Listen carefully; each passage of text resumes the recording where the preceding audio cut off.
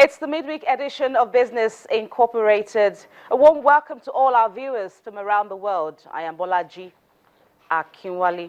Coming up on the program, we will continue with our discussions on the visit of the Managing Director of the International Monetary Fund, Ms. Christine Lagarde, to Nigeria. Ms. Damilare Adeshola will be talking to us about her visit and expectations from the monetary authorities. Ms. Damilare Adeshola is a senior economist with the Financial Derivatives Company Limited.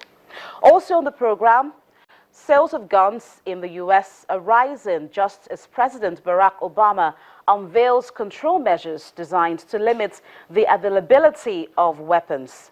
Plus, more perspectives on Nigeria's monetary policies.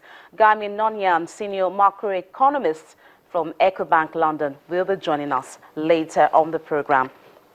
Okay, let's begin with the Managing Director of the International Monetary Fund, Christine Lagarde, said that the organization was willing to assist the federal government in plugging revenue leakages, tracing stolen funds, and restructuring the tax system.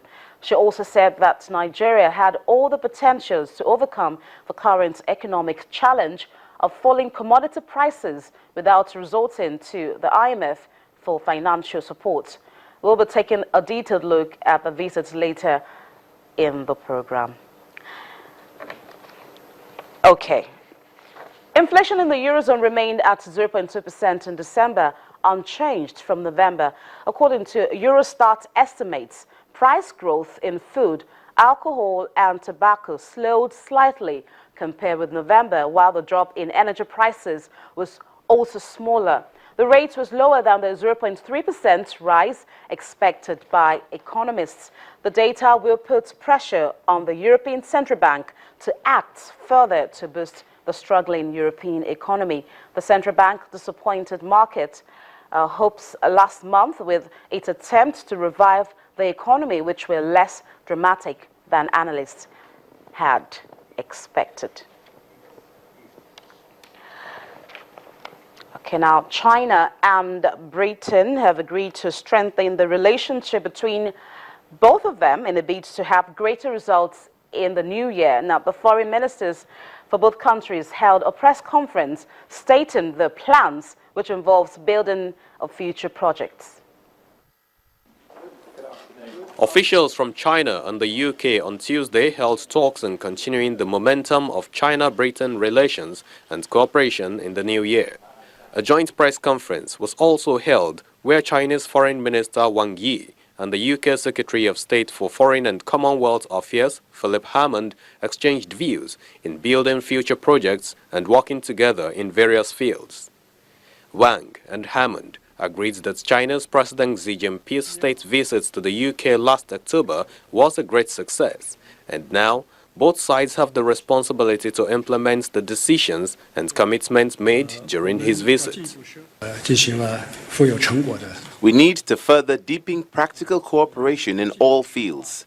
China is ready to work with the UK in cooperation, especially in such areas as industrial capacity, finance, innovation, and with our projects in nuclear power and high-speed railways being highlights, we are committed to enhancing and upgrading our cooperation. China supports the establishment of RMB offshore market in London and will issue an RMB-denominated sovereign bond in London, the first of its kind to be issued outside China at the earliest. We support Shanghai and London stock exchanges in conducting Stock Connect feasibility studies. With the Asian Infrastructure Investment Bank formally entering into operation by the middle of this month, China is ready to work with the UK under the AIIB framework. Wang added that China welcomes British Prime Minister David Cameron to the G20 summit to be held in Hangzhou this year. Hammond expressed hope that there will be a more open Chinese economy for British firms, particularly in the services sector and infrastructure construction. He also said Britain has much more to offer to China as it internationalizes its currency. He said he looked forward to London becoming the major center for RMB trading outside Asia. Minister Wang Yi already talked about our desire to link the big projects, the One Belt, One Road project, our own Northern Powerhouse project, the emerging Yangtze River Economic Belt project, to see how they can link together to deliver synergy and allow enterprises from both countries to benefit from these big programs.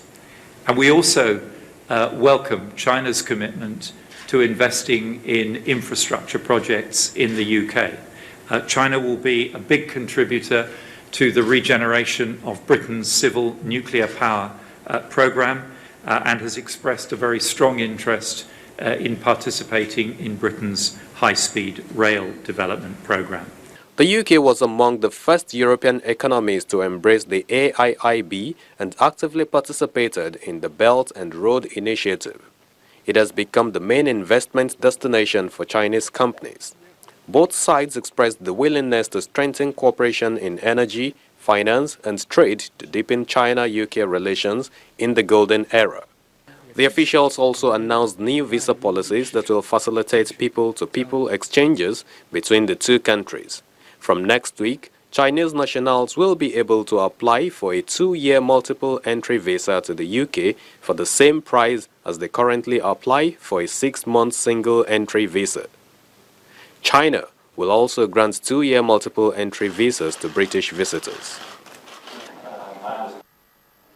Still to come on Business Incorporated, we'll bring you details about the U.S. gun laws as this has led to a rise in sales. Please stay with us.